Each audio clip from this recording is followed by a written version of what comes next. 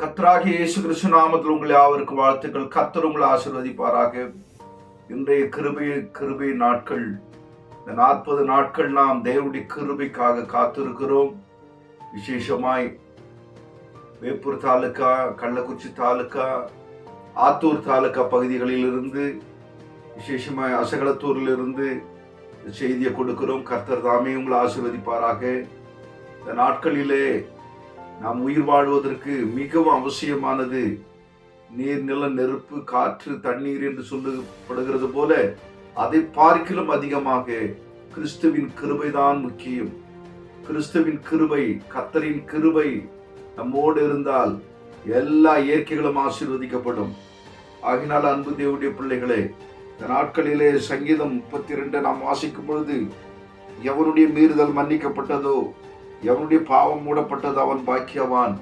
கர்த்தர் கிருபையாய் நினைத்து கர்த்தருடைய சமூகத்தில் மனம் திரும்பி வருகிறவர்களுடைய பாவங்கள் மூடப்படுகிறது.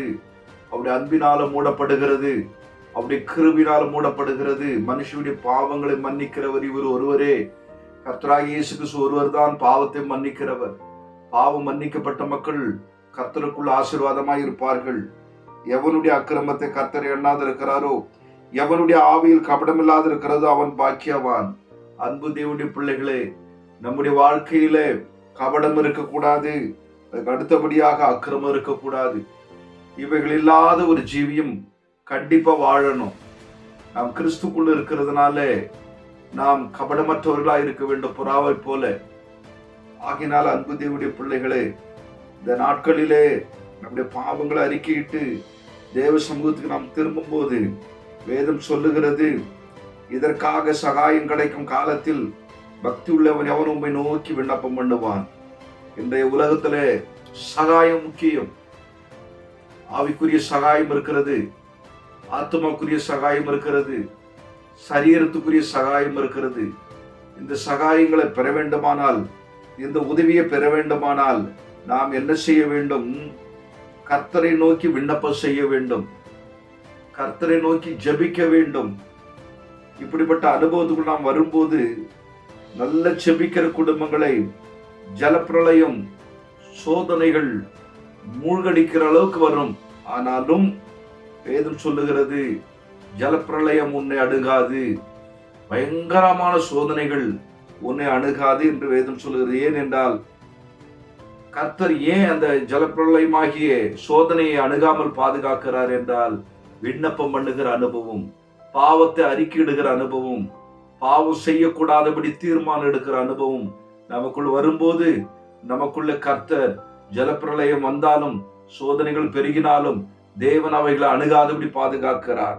வேதம் சொல்லுகிறது 8வது வசனத்துல 32:8 சங்கீதத்துல சொல்றாரு, நான் உனக்கு போதித்து நீ நடக்க வேண்டிய வழி உனக்கு காட்டுவேன், உன்மேல் என் கண்ணை வைத்து உனக்கு ஆலோசனை சொல்லுவேன். இன்றைக்கு பிசாசு கூட எல்லா கோடிக்கணக்கான ஜனங்க மேல கண்ணை வச்சு நடத்துறான். பிசாசு கண்ணை வச்சு எப்படி நடத்துறான்? இன்றைக்கு மக்கள் சமாதானத்தை இழந்தவர்கள், துக்கத்துல மூழ்கி இருக்கிறவர்கள், மரணத்தை நோக்கி ஓடுகிறவர்கள், கண்ணீரோடு வாழ்கிறவர்கள், இவர்களை எல்லாருமே பிசாசு கண்ணை வைத்து நடத்துகிறான். ஆனால் நம் ஆண்டவர் சொல்றாரு, நான் உனக்கு போதித்து நீ நடக்க வேண்டிய வழி உனக்கு காட்டுவேன். ஆம் அன்பு தேவனுடைய பிள்ளைகளே, கர்த்தருடைய கண் நம்ம மேல இருக்கணும். அவருடைய கண் பரிசுத்த ஆவி. அந்த பரிசுத்த ஆவியுடைய அபிஷேகம் நம்ம மேல இருக்கணும். இந்த அபிஷேகம் நம்ம மேல இருந்ததுன்னா வேதம் சொல்லுது, உண்மையில என் கண்ணை வைத்து உனக்கு ஆலோசனை சொல்லுவேன். ஆலோசனை தான் முக்கியம். இன்னைக்கு எத்தனையோ மாமிச ஆலோசனையில மக்கள் மடிந்து போய் கொண்டிருக்கிறார்கள். ஆகையினாலே கர்த்தருடைய கிருபையினால் இன்றைக்கு வருகிற நாட்களிலே, எதிர்காலத்துல நாம் பரிசுத்த ஆவியானவருடைய ஆலோசனையை கேட்டு அதன்படி நடக்க நம்மை ஒப்பு கொடுக்கும் போது கர்த்தர் பெரிய காரியங்கள் செய்வார். இதை சொல்றாரு, வாரினாலும் கடிவாளத்தினாலும் கட்டப்பட்டால் ஒளியே உன் கிட்டி சேராத புத்தி இல்லாத குதிரை போலவும் கோவேறு கழுதி போலவும் இருக்க வேண்டாம். ஆமா, கழுதிக்கு ஒரு சுபாவம் இருக்குது. என்ன? ஆகையினால கோவேறு கழுதிக்கு ஒரு சுபாவம் இருக்கிறது, குதிரைக்கு ஒரு சுபாவம் இருக்கிறது. குதிரை முன்னால வந்த கடிக்கும், கழுது பின்னால போனா எட்டி உதைக்கும். இப்படிப்பட்ட சுபாவங்கள் இருக்கக்கூடாது. கிறிஸ்துக்குள்ள துன்மார்கனுக்கு அநேக வேதனைகள் உண்டு. இங்கதான் கொண்டு வராரு. துன்மார்கனுக்கு அநேக வேதனைகள் உண்டு. ஏன் வேதனைகள்? ஏன்னா கர்த்தர் சுவாசத்தை கொடுத்தார், கர்த்தர் ஜீவியத்தை கொடுத்தார். கர்த்தராகிய இயேசு கிறிஸ்து தான் நாம் இந்த பூமியில வாழ்வதற்கு காரணமே. ஆகையினாலே துன்மார்கனுக்கு அநேக வேதனைகள் உண்டு. யார் இந்த துன்மார்கன்? நீதியான மார்க்கத்தை விட்டு, ஜீவ மார்க்கத்தை விட்டு, ஒரு அன்பு பாராட்டி உயிரையே தியாகம் செய்து ஒரு நல்வழியை காண்பித்திருக்கிற இயேசுவின் பாதையை விட்டு, இயேசுவின் பக்தி மார்க்கத்தை விட்டு வழி தவறி போகக்கூடிய அத்தனை பேரையும் துன்மார்க்கம் என்று வேதம் சொல்லுகிறது. இந்த துன்மார்கனுக்கு என்ன உண்டா? அநேக வேதனைகள் உண்டு. பணம் இருந்தாலும் வேதனை இருக்கும், சொத்து இருந்தாலும் வேதனை இருக்கும், பிள்ளைகள் இருந்தாலும் வேதனை இருக்கும். ஏன் இவ்வளவு வேதனையை ஆண்டவர் கூட்டி அந்த குடும்பங்களில் நிரப்புறாருன்னா, இந்த துன்மார்க்க வீட்டு ஏன் சாபத்தினால, வியாதியினால, மரணத்தினால, துன்பத்தினால நிறைந்திருக்கிறது என்று சொன்னால் அங்கேயே ரட்சிப்பு கிடையாது. ஆகையினாலே வேதம் சொல்றது, கர்த்தரை நம்பி இருக்கிறவனையும் கிருபை சூழ்ந்து கொள்ளும். அந்த கிருபை தான் தேவனுடைய அன்பு, தேவனுடைய சத்தியம். தேவனுடைய பிள்ளைகள், ஜெபிக்கிற மக்கள், தாங்குகிற மக்கள், உதவி செய்கிற மக்கள், சகாயம் செய்கிற மக்கள், சமாதானத்துக்கு கூறுகிற மக்கள் சூழ்ந்து இருப்பாங்க. ஆலயத்தில் இருக்கிற கர்த்தருடைய பிள்ளைகள் ஒன்று சூழ்ந்து இருப்பாங்க. அன்பு தேவனுடைய பிள்ளையே, துன்மார்கனுக்கு அநேக வேதனைகள் உண்டு, கர்த்தரை நம்பி இருக்கிறவனையும் கிருபை சூழ்ந்து கொள்ளும். மறவாதீர்கள், கிருபை சூழ்ந்து கொள்ள வேண்டும் என்றால் நாம் நீதியின் மார்க்கத்தில் நடக்க வேண்டும். கர்த்தராகிய இயேசு கிறிஸ்து என்னும் சத்திய மார்க்கத்தில் நடக்க வேண்டும். நானே வழியும் சத்தியம் ஜீவனமாய் இருக்கு என்று சொன்னேன். அந்த அன்பான மார்க்கத்தை நாம் நம்பி அந்த மார்க்கத்தில் நடக்கும் போது நம்ம என்ன தெரியுமா செய்யும்? கர்த்தருடைய கிருபை சூழ்ந்து கொள்ளும். அதனால ஆண்டவராகிய இயேசு கிறிஸ்து இந்த நாட்களிலே பாவமும் பலவீனமும் வியாதியும் மரணமும் கண்ணீரும் துக்கமும் சூழ்ந்து கொள்ளுகிற இந்த உலகத்துல நம் ஆண்டவர் சொல்லுகிறார், உங்களை கிருபை சூழ்ந்து கொள்ளும். ஏனென்றால் பாவங்களை அறிக்கை செய்து விட்டு விட்டோம் என்று சொல்லி, நம்முடைய அநீதியெல்லாம் அக்கிரமத்தெல்லாம் அவர் மறைத்து, அவர் குழி தோண்டி புதைத்து விட்டார். அவர் மீது நம்பிக்கை வைக்கும்போது நமக்கு ஒரு ரட்சிப்பின் பலத்தை கொடுக்கிறார். ஆகினால் அன்பு தேவனுடைய பிள்ளைகள், இந்த நாட்களிலே கர்த்தருடைய கிருபையை சிந்தியுங்கள், கர்த்தருடைய கிருபையை ஏற்றுக்கொள்ளுங்கள். இயேசு கிறிஸ்துவின் நாமத்தினாலே தேவன் உங்களுக்கு பெரிய காரியங்கள் செய்வார். நாம் இந்த வருடத்தோட கடைசி மாதத்தில் இருக்கிறோம். நிறைய மாற்றங்கள் ஏற்பட்டு கொண்டிருக்கிறது.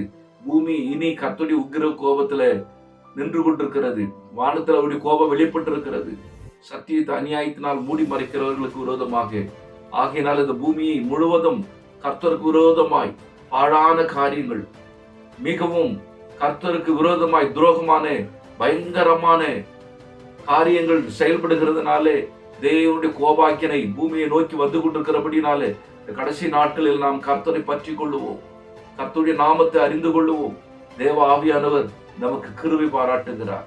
கிருபை சூழ்ந்து கொள்ளும். நம்ம சூழ்ந்திருக்கிற அத்தனை ஆசீர்வாதங்களுக்கு காரணமே கிருபைதான்.